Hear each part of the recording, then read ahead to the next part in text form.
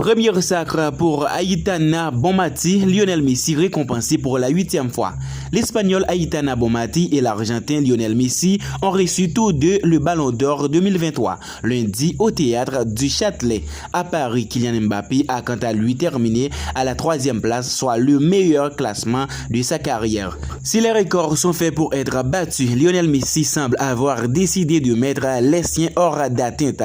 Lundi 30 octobre, l'Argentin a remporté à 36 ans son 8e Ballon d'Or, devançant le Norvégien Erling Haaland, 23 ans, et Kylian Mbappé, 24 ans. La Pulga se voit ainsi récompensée pour une saison certes en deçà de ses standards statistiques, 54 matchs, 38 buts, 25 passes décisives, mais magnifiée par sa victoire face à la France lors de la Coupe du Monde 2022.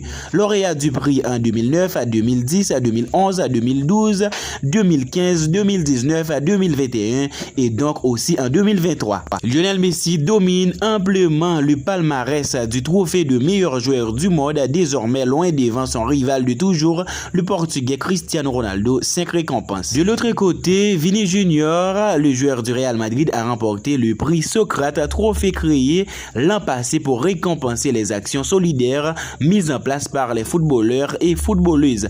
L'attaquant a été congratulé pour la création de fondations qui vient en aide aux enfants défavorisés au Brésil.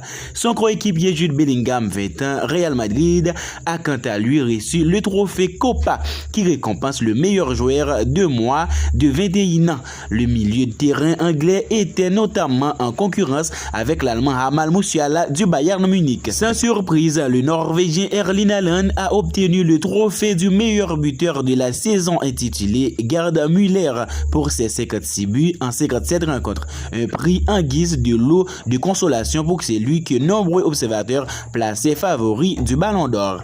De l'autre côté, il y avait des doutes peu en avait quant à l'événement d'Aitana Bonmati, 25 ans, du FC Barcelone, lauréate de son premier Ballon d'Or au terme d'une saison remarquable. Sans faille, la milieu de terrain espagnol avait obtenu les titres de meilleure joueuse et en Ligue des Champions et en Coupe du Monde, 2 compétitions qu'elle a remportées tout en s'y illustrant. Engagée sur et en dehors des terrains, la Barcelonaise a déjà auréolée d'un prix par l'UEFA en août dernier n'avait pas hésité à prendre la parole pour défendre sa compatriote Jennifer Hermoso, que l'ancien président de la Fédération espagnole de football avait embrassé de force le soir du titre mondial. Je dédie ce prix à Jenny et à toutes celles qui ont souffert de ces situations. Nous sommes avec vous.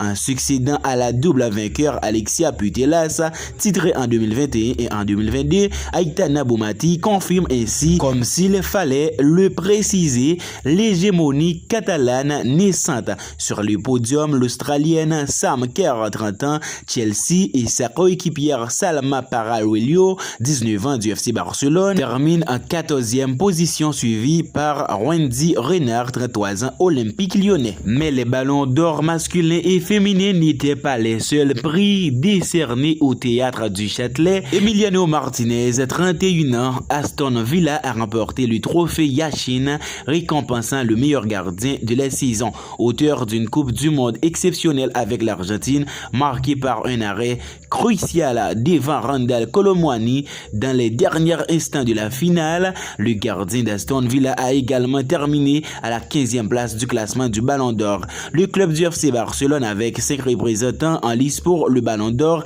a aussi pris la lumière à Paris en obtenant le titre de meilleure équipe féminine de l'année, porté notamment par la lauréate individuelle Aitana Bonmati.